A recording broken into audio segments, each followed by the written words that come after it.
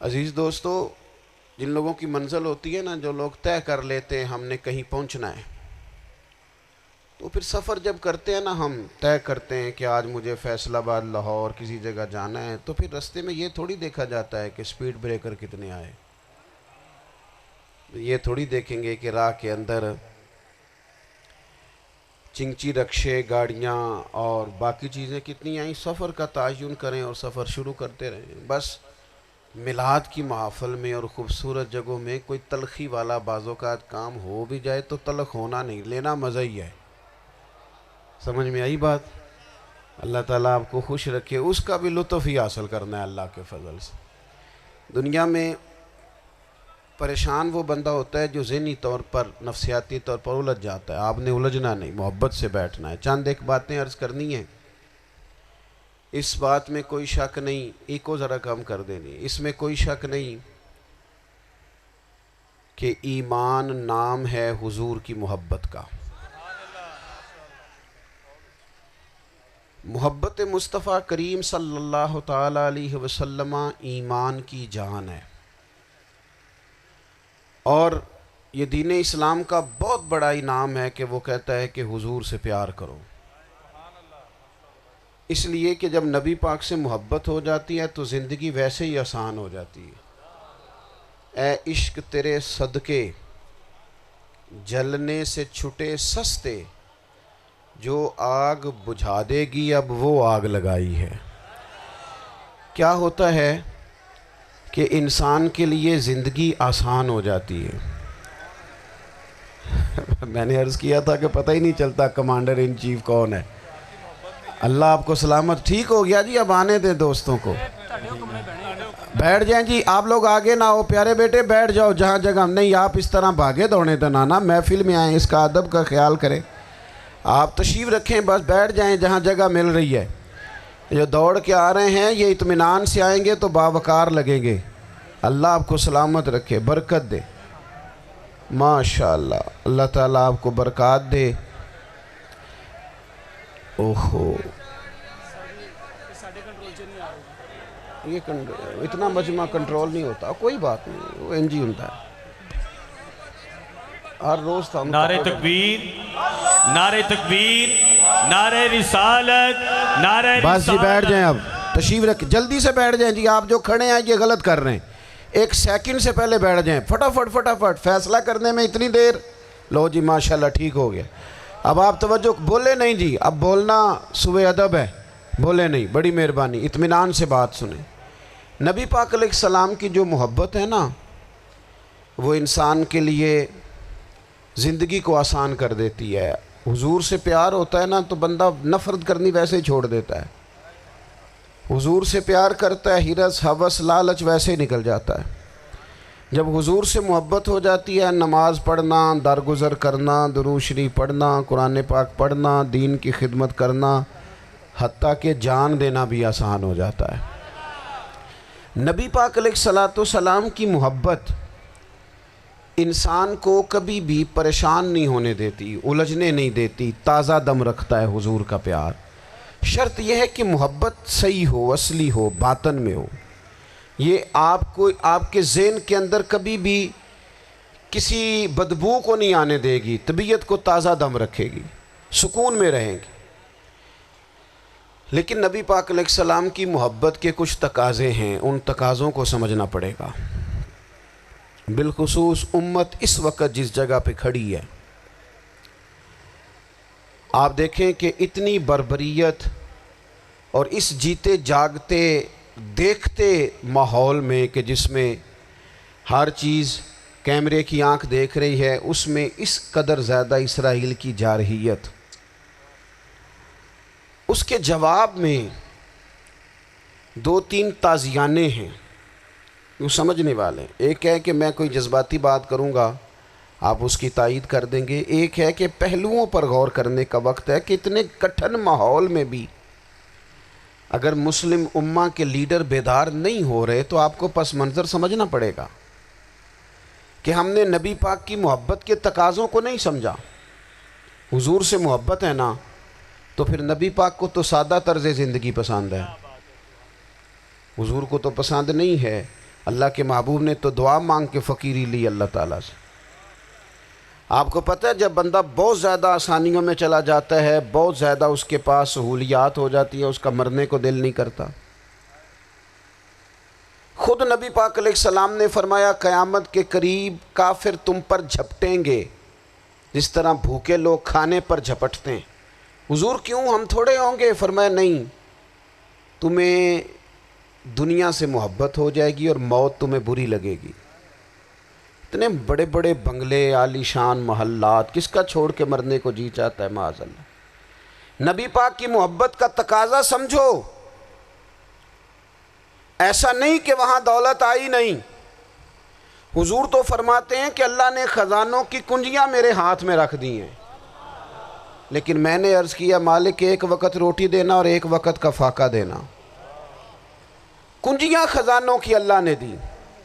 جب تک آپ اپنا طرز زندگی، یہ جو بہت دنیا کا پیار ہے نا، بہت زیادہ مرنے کی ہرس، یہ بہت زیادہ جینے کی ہرس، تو اللہ تعالیٰ نے قرآن پاک میں یہودیوں کا طریقہ بیان کیا کہ وہ کبھی مرنے کی تمنا نہیں کریں گے کیونکہ جینے کی ہرس رکھتے ہیں۔ نبی پاک علیہ السلام کے غلاموں، طرز زندگی جب تک سادہ نہیں ہوتا اور جب تک یہ دنیا کے جھمیلوں سے کسی کو دولت دے کر پیچھے کر دیا جاتا ہے، کسی کو عہدہ دے کر چپ کرا دیا جاتا ہے، کسی کو اقتدار دے کر چپ کرا دیا جاتا ہے، رسول اللہ صلی اللہ علیہ وسلم کے سچے غلام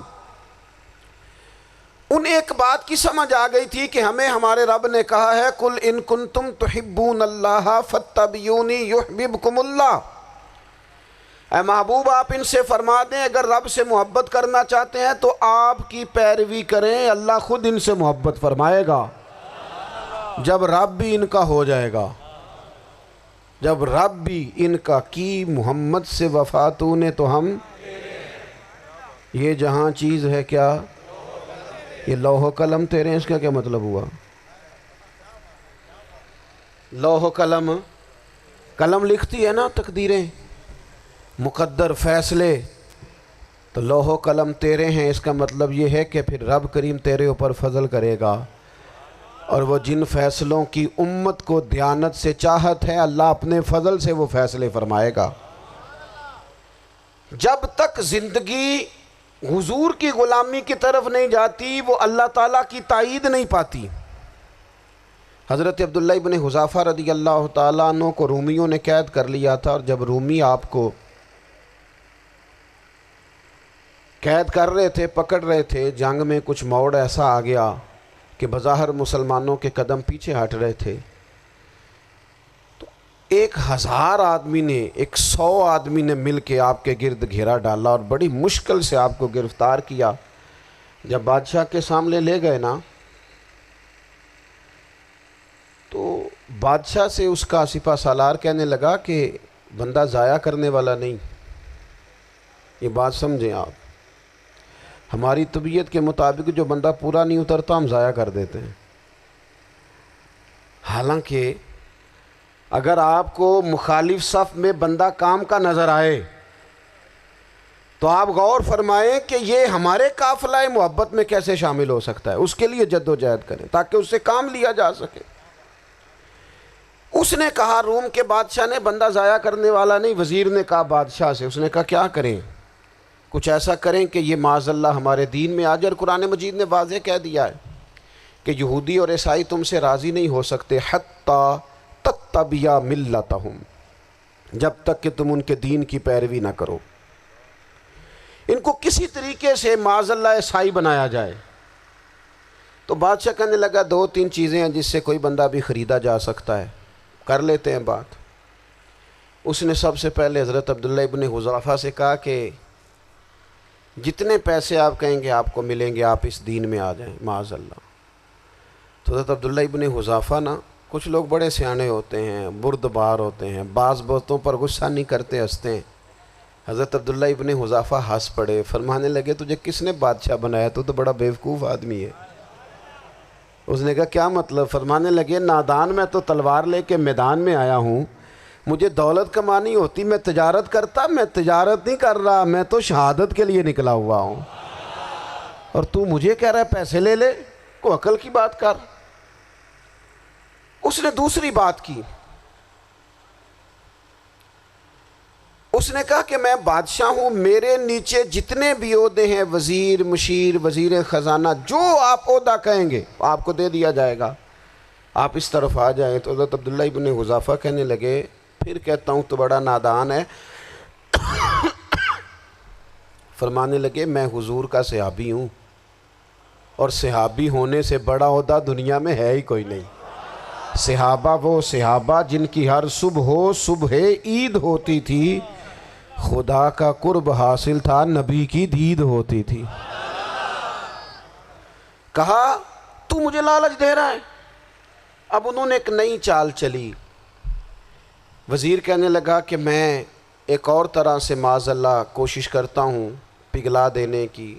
آپ اندر کمرے میں قید تھے تو وہاں ایک خاتون کو بنا سنوار کر بھیج دیا گیا۔ دوستو یاد رکھنا، تگڑا اور مضبوط جوان پتہ کون ہوتا ہے؟ جس کی نظریں پوری طرح اس کے کنٹرول میں ہوں۔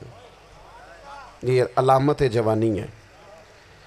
جس آدمی کا پوری طرح، دو لوگ دنیا میں کبھی کوئی کارنامہ سر انجام نہیں دے سکتے، ایک جو حرام کھاتا ہو، ایک جس کی نظر ناپاک ہو۔ محمد بن قاسم جب یہاں آئے تھے نا تو ایک دن بڑے پریشان تھے، تو ایک بزرگ کہنے لگے آپ کیوں پریشان ہیں؟ کہنے لگے راجہ دہر سے مقابلہ ہے، اور ہماری فوج تو سندھ کے رستے بھی نہیں جانتی، زبان بھی نہیں جانتی، لڑیں گے کیسے؟ 2-4 دن کے بعد ان بزرگوں کی دوبارہ محمد بن قاسم سے ملاقات ہوئی تو بڑے خوش تھے۔ کہا اب آپ کیوں خوش ہیں؟ کہنے لگے وہ میرا مقابلہ نہیں کر سکتا، میں نے تحقیق کر لی ہے۔ کہا کیوں؟ کہنے لگے نظر کا گندہ ہے، اور جو نظر کے گندے ہوتے ہیں وہ میدانوں میں ٹھہرا نہیں کرتے۔ میدان کے لیے نکلنے کے لیے پاک جوانی کی ضرورت ہوتی، تطہیر مزاج ہونا ضروری ہوتا ہے، پاکیزہ افکار اور سچی اور سچی ستھری سوچوں کا ہونا ضروری ہوتا ہے۔ اس لیے فرمایا کہ میرا مقابلہ نہیں کر سکتا۔ حضرت عبداللہ ابن حذافہ کمرے میں تھے تو وزیر کی بیٹی اندر سجی سنوری پہنچ گئی۔ جیسے ہی آپ نے اس کفر کی چال کو دیکھا تو تیمم کر کے نفل شروع کیے۔ وہ ساری رات بیٹھی رہی، رب کا بندہ ساری رات عبادت کرتا رہا۔ عبادت بڑا سہارا ہے، مصلی بڑا سہارا ہے اللہ کے بندوں۔ صبح دروازہ کھولا، وزیر نے اپنی بچی سے پوچھنا چاہتا تھا رزلٹ کیا نکلا، تو وہ کہنے لگی پیچھے ہٹ جا، اب تیرا میرا تعلق کوئی نہیں، میں نے نبی پاک کا کلمہ پڑھ لیا۔ اس نے کہا میں نے بھی زمانہ دیکھا ہے، پر یہ کیا لوگ ہیں، کستوری کے بنے ہوئے، سندل سے دھلے ہوئے، کہ میں ساری رات کمرے میں رہی اور 100 اور 1000 آدمی جس جوان کا مقابلہ نہ کر سکے، اتنا طاقتور جوان کمرے میں رہا اور اس نے نظر اٹھا کے نہ دیکھا۔ او کچا رنگ للاری والا جڑا چڑھدا تے لیندا رہندا ہے، اے عشق تیرے دا رنگ محمد چڑھیا پھر نہیں لیندا۔ سبحان اللہ۔ میں کہا ایک دفعہ نظر اٹھا کے نہیں دیکھا، کمال ہو گئی۔ اتنے بڑے لوگ، اتنی بڑی سعادت مندی، فیروز بختی، معاملہ فہمی، حد ہو گئی۔ اللہ اکبر۔ دوستو بادشاہ جب پوری طرح ہار گیا نا، اس نے کہا مار دو۔ تیل گرم کیا ایک کڑاہی میں، اور جب آپ کو اس میں ڈالنے لگے تو آپ کی آنکھوں میں آنسو آ گئے۔ بادشاہ کا خیال ہوا شاید نرم ہو گئے ہیں، کہنے لگا روئے کیوں؟ فرمانے لگے سوچتا ہوں جان ہی ایک ہے، کتنا مزہ ہے اس کی راہ میں جان دینے کا، کتنی لذت ہے اس کے نام پر مرنے میں، کتنا لطف ہے۔ جے تو چڑھیا اتے دار بھی نہیں، تے جے تو وکیا عشق بازار بھی نہیں، تے ایڈا سستا سودا پیار بھی نہیں، تے ایڈا سستا لبدا یار بھی نہیں۔ کئی جنگل گانے پیندے نہیں، کئی دوزخ لنگنے پیندے نہیں، جے وہ اس ملوں بھی مل جاوے، ایدوں سستا ہور بپار بھی نہیں۔ تے کچھ سمجھ نہ آوے لوکاں نوں وہ کادے نال شہید کرے، ڈٹھی یار دے ہاتھ تلوار بھی نہیں، پر او دا خالی جاندہ وار بھی نہیں۔ کہنے لگے ایک جان ہے نا، تو دل کرتا ہے ہزاروں ہوتی تو ایک ایک کر کے محبوب کے نام پہ قربان کرتا، جب میرے پاس ہے ہی ایک، کروں کیا؟ حضرت عبداللہ ابن حذافہ رضی اللہ تعالیٰ عنہ جب روئے اور بادشاہ نے یہ بات سنی تو بادشاہ اٹھ کے کھڑا ہو گیا، سارے وزیروں مشیروں کو کہنے لگا تم نے کہا تھا نا بندہ ضائع کرنے والا نہیں، یہ بھی ضائع کرنے والا نہیں۔ کہنے لگا میرا ماتھا چومو، تم جیسے لوگوں کو قتل نہیں کرنا چاہیے، آزاد کرنا چاہیے۔ عزیز اپنی زندگی سے نا یہ بہت زیادہ ہرس، ہوس، طمع، اور یہ کسی بات کی بھی ہو، ہرس صرف پیسوں کی نہیں ہوتی ہے، شہرت کی بھی ہوتی ہے، یہ بیماری انسان کو اقتدار کی بھی ہوتی ہے، تعریف کی بھی بیماری ہوتی ہے، یہ سارے نقص ہوتے ہیں لوگوں کو، اور معاذ اللہ بعض جبوں کبوں کے اندر بھی ہوتے ہیں، وہاں بھی پنپتے ہیں۔ اپنی زندگی جب تک اس سادگی میں نہیں لاؤ گے جو رسول پاک نے عطا فرمائی ہے، جب لوگ آسانیوں میں پوری طرح الجھ گئے تو پھر وہ دور ہوئے اور کفر چڑھ گیا۔ دوسری بات، اللہ کے محبوب صلی اللہ تعالیٰ علیہ وسلم کی محبت ہم سے تقاضا کرتی ہے کہ ہم اس مشن کے لیے کام کریں جس مشن کے لیے رسول پاک نے کام فرمایا ہے۔ ہم سارے کام بڑی مضبوطی سے، سوچ سمجھ کے، تدبر سے، حکمت سے، تقاضوں کو مد نظر رکھتے ہوئے کرتے ہیں، سارے کام۔ دین کے کام میں ہمارا مزاج نہیں ہوتا، او ہو جائے گا جی، آپ بسم اللہ پڑھیں جی، شروع کریں جی۔ آپ تقاضوں کو سمجھیں، چیزوں کو دبائیں نہیں، چیزوں پر غور کریں۔ کسی کے ذہن کی سطح پر سوال ابھرتا ہے، اس کا تسلی بخش جواب دیں۔ اپنی زندگی میں دین کے کام کے لیے اپنے آپ کو وقف کریں، اور دین کے کام کے بہت سارے پہلو ہیں۔ ہزاروں لوگوں کو قرآن پاک ٹھیک پڑھنا نہیں آتا، ہزارہا لوگ ہیں جو قرآن مجید کے مطالب سے آگاہ نہیں ہیں، دین کی بنیادی ضروریات سے لوگ نابلد ہیں۔ میں آپ کو کس طرح یہ بات سمجھاؤں کہ ہزاروں کی تعداد میں طلاقیں اس لیے ہوتی ہیں کہ مردوں کو طلاق کے مسئلے نہیں آتے، انہیں پتہ نہیں ہے کہ مجھے حقوق زوجین کے معاملے میں کیسے چلنا ہے۔ ڈھیر سارے گھروں میں تباہی اس لیے ہے کہ تربیت اولاد کا دینی منہج ہمیں نہیں پتہ۔ اپنا حصہ ملائیں دین کے کام میں۔ ایک آدمی کو اگر تو نمازی کرنے میں کامیاب ہو گیا، تیری زندگی بدل گئی۔ وہ دین بیزار لوگ جو ہمارے بیچ بیٹھ کے ہماری نوجوان نسل کو پگڑی اور داڑھی کا نام لے کے بنیادی طور پر دین سے دور کرتے ہیں، ایسے نوجوانوں کو دین کا پیغام محبت دے کر دین کے قریب کرنا ہماری ڈیوٹیوں کا حصہ ہے۔ ہمیں ذمہ داری کا احساس کرنا پڑے گا، ہمیں یہ خاص قدم اٹھانا پڑے گا، توجہ دینی پڑے گی۔ مساجد، مدارس، میں آپ سے عرض کروں، اتنی ڈٹ کے مخالفت ہوتی ہے نا مدرسوں کی، اتنی ڈٹ کے۔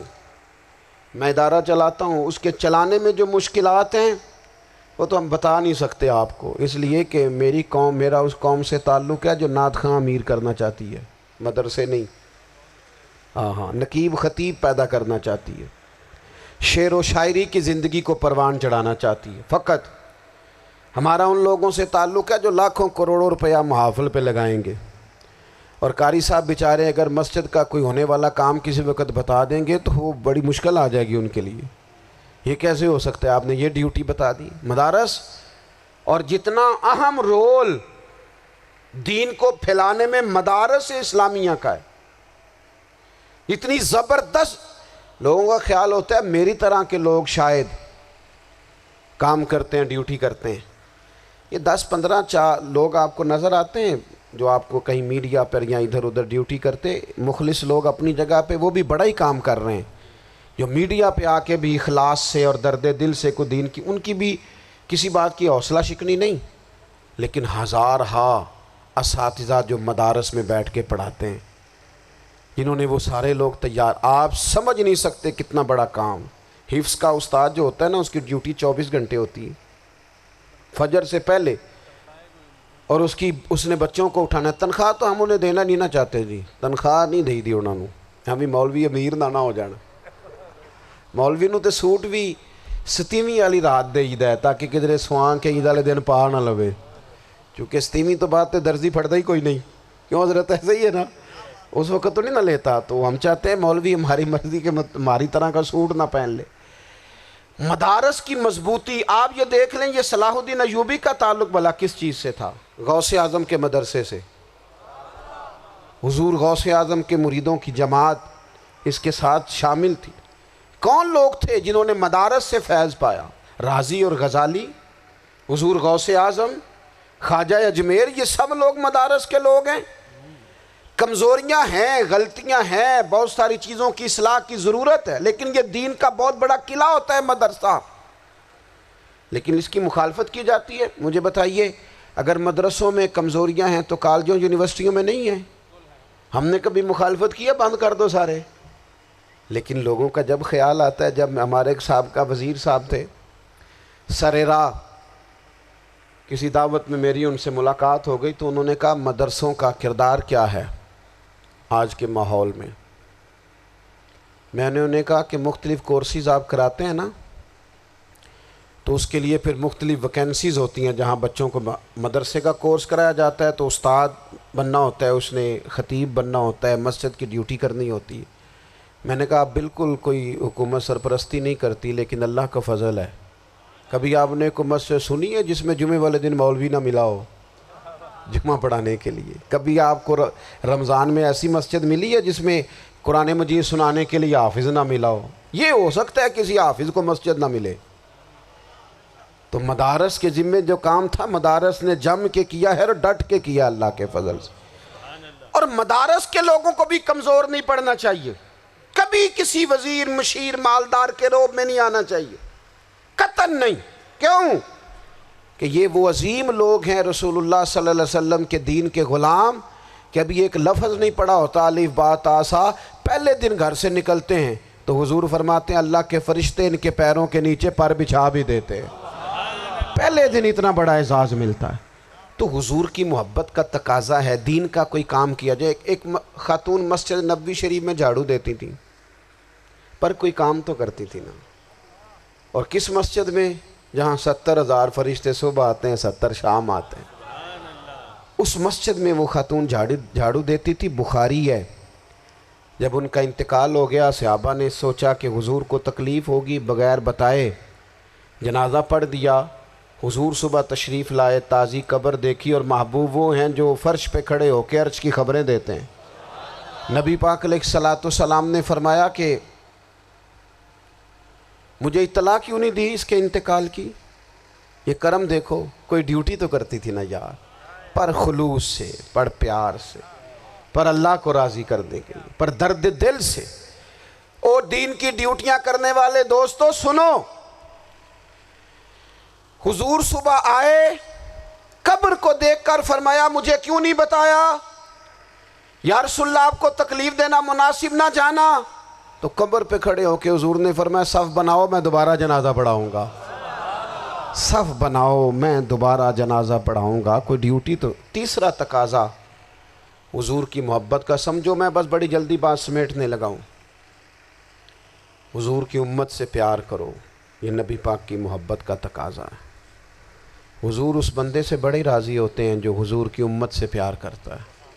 آپ کو پتہ ہے حضرت جبریل امین علیہ السلام نے معراج کی رات حضور علیہ الصلاۃ والسلام سے عرض کی تھی کہ اللہ کی بارگاہ میں عرض کیجئے گا میری بھی ڈیوٹی لگ جائے آپ کی امت کے ساتھ محبت کرنے پر. تو یہ کیوں کہا تھا انہوں نے؟ علماء نے لکھا اس لیے کہا تھا کہ حضرت جبریل بھی جانتے ہیں کہ حضور کی امت سے محبت کی بات کی جائے نا تو نبی پاک راضی ہوتے ہیں. امت سے پیار کرو گے نا, امت سے. ایک صرف بات کا خیال رکھنا, عقیدہ برا ہو تو بات دوسری ہے, ورنہ میرے محبوب کی امت کا ایک ایک شخص جو مدینے والے کا کلمہ پڑھتا ہے, جو حضور کا غلام ہے, اس کے بارے میں اپنے دل میں گنجائش رکھنا, پیار رکھنا, وارفتگی رکھنا. اور دوستو یہاں لوگ کس کس طرح گروہوں کو, جماعتوں کو سپورٹ کرتے ہیں. نبی پاک نے اس امت کی کثرت پر فخر بیان کیا اور حضور فرمانے لگے 120 صفیں جنتیوں کی ہوں گی, قیامت میں 80 صفیں صرف میری امت کی ہوں گی. میں کثرت امت پر فخر کروں گا. ان لوگوں سے پیار کرنا ہے، ان کے دکھ درد کو سمجھنا ہے۔ پتہ ہے آج کیا ہوتا ہے؟ آج ہمیں نا مختلف چھوٹے چھوٹے ملکوں میں بانٹ دیا گیا، تو ہم کسی دوسرے مسلمان بھائی کا درد نہیں محسوس کرتے، ہم گھروں میں نہیں محسوس کرتے۔ پڑوسی پر ظلم ہو رہا ہو تو ہم کہنے پتر ساڈا نہیں مسئلہ، یہ مسئلہ ہے، تینوں کی لگے۔ حالانکہ پڑوسی کی آگ اس لیے بھی کسی وقت بجھا دینی چاہیے کہ پڑوسی کی نہ بجھائی جائے تو اپنا گھر بھی زاد میں آ جاتا۔ آج امت مسلمہ سے ہمیں بس لگا دیا گیا اپنے حصے کی روٹی کماؤ، اپنے حصے کی کوٹھی بناؤ، اپنے حصے کی گاڑی خریدو، اپنے حصے کا کام کرو۔ امت کا درد، امت کی بات، وحدت امت کا تصور، امت کا دوبارہ سے وہ شان ارسل رسولہ بالہدی ودین الحق لیظہرہ علی الدین کلہ، وہ تصور کب ہوگا؟ اس وقت ہوگا جب ہم بات امت کی کریں گے۔ نبی پاک علیہ السلام نے فرمایا مسلمان کی مثال ایک جسم کی طرح ہے، جسم کے ایک حصے کو تکلیف ہو تو سارا آزمائش میں آ جاتا ہے۔ مجھے بتاؤ یہ انگلی درد کرتی ہو، یہ انگلی جسم کا حصہ ہے نا، تو میرا خیال ہے دماغ یہ کہہ دے گا کہ انگلی کی درد ہے نا مینوں کی لگے، دل کہہ دے گا کوئی نہیں ٹینشن لینے انگلی کا مسئلہ ہے نا۔ ایسا نہیں ہوتا، بلکہ جب انگلی میں درد ہوتی ہے تو دماغ منصوبہ بندی کرتا ہے کہ اس کا علاج کیسے ہو سکتا ہے، دل پریشان ہوتا ہے، پیر چل کے جاتے، ہاتھ وہ دوائی وصول کرتے، دانت اسے چبا کر، حلق اسے نگل کر، معدہ اسے ذخیرہ کر کے جسم میں پھیلاتا ہے، پھر جا کے انگلی شفا پذیر ہوتی ہے۔ ایک حصے کو درد ہو تو سارا حصہ کام پہ لگ جاتا ہے۔ اسرائیل اگر تکلیف دے رہا ہے فلسطینیوں کو تو ہونا چاہیے تھا نا بعض مسلمان حکمرانوں کو نیند نہ آتی، وہ درد دل محسوس کرتے۔ ہونا چاہیے تھا نا کہ بعض لوگ یہاں ہم کیا کرتے ہیں بھلا بیٹھ کے، اب تو مجھے بعض چیزوں سے کوفت بھی ہونے لگا، ہم دیتے ہیں بیان، مذمت۔ آپ کے بیان دینے سے کیا ہوگا؟ فلانے نے بھی بیان دے دیا، فلانے نے بھی کلپ دے دیا، یہ کیا کر رہے ہیں؟ یہ تو آپ زندہ رہنا چاہتے ہیں۔ وہ جس طرح آج کل ہمارے ہاں بہت ساری چونکہ جماعتیں ہیں تو کشمیر ڈے آتا ہے نا تو مل کے ریلی نہیں نکالی جا سکتی، سوال نہیں پیدا ہوتا، کیونکہ ہمیں جماعتوں کو زندہ رکھنا ہے۔ اس جماعت کی خبر الگ لگنی چاہیے، اس جماعت کی خبر الگ، تو ایسے کوئی انقلاب آئے گا؟ یاد رکھنا امت کو پوری کو ایک طاقتور آواز بننا پڑے گا، ہمیں تھوڑا تھوڑا اوپر اٹھ کے سوچنا پڑے گا۔ خدا را اللہ تعالیٰ مجھے معاف کرے اگر کوئی بات میں سطحی کر رہا ہوں، دل کی گہرائی سے عرض کرتا ہوں اب تو بڑا سخت وقت آ گیا۔ اب چونکہ اب تو کیمرے کی آنکھ آئی ہے تو وہ زخمی بچے دیکھے نہیں جاتے، وہ تڑپتی مائیں دیکھی نہیں جاتی، وہ سسکتی اور آواز دیتی بیٹیاں سنی نہیں جاتی۔ وہ آوازیں ایسی ہیں جیسے وہ رات کے سناٹوں میں چیخیں بن کے لوگوں کو جگایا کریں گی۔ خدا را کچھ جرم ایسے ہوتے ہیں جن کی سزائیں بڑی سخت ہوتی ہیں، جن کی معافی بڑی مشکل سے ہوتی۔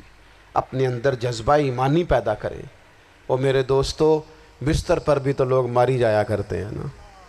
اپنی زندگی رسول اللہ صلی اللہ علیہ وسلم کے دین کے نام کرو، جذبہ جہاد، شوق شہادت اور عشق رسول، یہ عناصر ہیں جو امت مسلمہ کو پیروں پر کھڑا کریں گے۔ 2 منٹ کے لیے سوچو، امت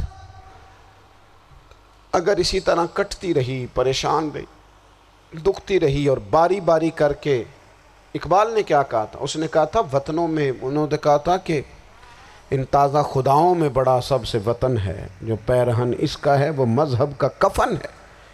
تو اقبال ہم کیا کریں؟ کہنے لگے بازو تیرا توحید کی قوت سے قوی ہے، اسلام تیرا دیس ہے، کیونکہ تو مصطفی ہے۔ تو بحیثیت مسلمان سوچنا شروع کر، بحیثیت مسلمان، اور یوں تو سید بھی ہو، مرزا بھی ہو، افغان بھی ہو، تم سبھی کچھ ہو، بتاؤ کہ مسلمان بھی ہو۔ تمہارے اندر کہیں سے کوئی مومن بھی بولتا ہے کہ نہیں؟ علاقائی تعصبات اور ملکی سرحدوں میں قید ہو جانے والوں، تم ایک نبی کی امت ہو۔ کیوں نہیں سمجھتے جب کشمیر کی بیٹی روتی ہے تو مدینے والے محبوب پاک علیہ السلام کی امت کی بیٹی روتی ہے، جب فلسطین کی بیٹی روتی ہے تو امت کی بیٹیاں روتی۔ خدا را کچھ درد دل اپنی طبیعت میں پیدا کریں۔ میں حکمرانوں کی بات نہیں کرتا، میں تو عام لوگوں سے ایسے تبصرے سنتا ہوں جو نہیں کرنے چاہیے۔ وہ نہیں جی نہیں، دوسرا رخ بھی دیکھو، عام آدمی اٹھ کے، عام لوگ بھی یہ خطرناک سوچیں اور ان سے خوفناک نتائج برآمد ہوں گے۔ تو 3 باتیں میں نے آپ کی خدمت میں عرض کی ہیں۔ ایک تو کوشش کریں اپنی زندگی کے اندر کہ زندگی کو سادہ کریں، پیسہ ضرور کمائیں لیکن پیسے سے پیار نہ کرو، پیار تو مدینے والے رسول سے کرنا۔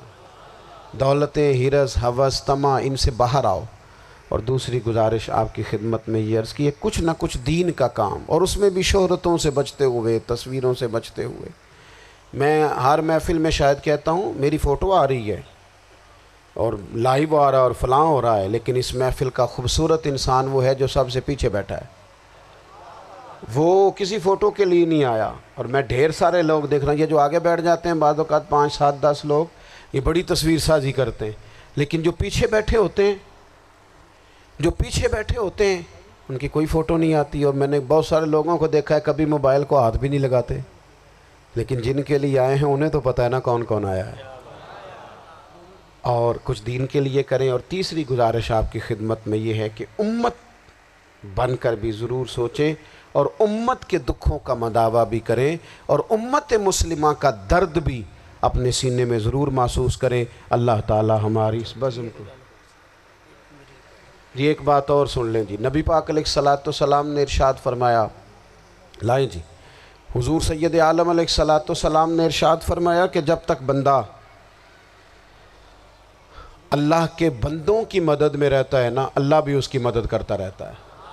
یعنی اگر آپ امت کے لیے سوچتے ہیں، کوئی امت کے لیے فکر پیدا کرتے ہیں، کچھ امت کی سوچیں لاتے ہیں تو اللہ بھی مدد فرمائے گا۔ اور یہ بات اچھی طرح یاد رکھیں، جب بھی بندہ کوئی ایسا کام کرتا ہے نا جو خالص اللہ کی رضا کے لیے ہو تو رب کی مدد ضرور آتی ہے۔ وَلَقَدْ نَصَرَكُمُ اللَّهُ بِبَدْرٍ وَأَنْتُمْ أَذِلَّةٌ۔ تو یہ کام کریں گے تو اللہ کی مدد بھی آئے گی۔ اللہ توفیق عطا فرمائے۔ وَمَا عَلَيْنَا إِلَّا الْبَلَاغُ۔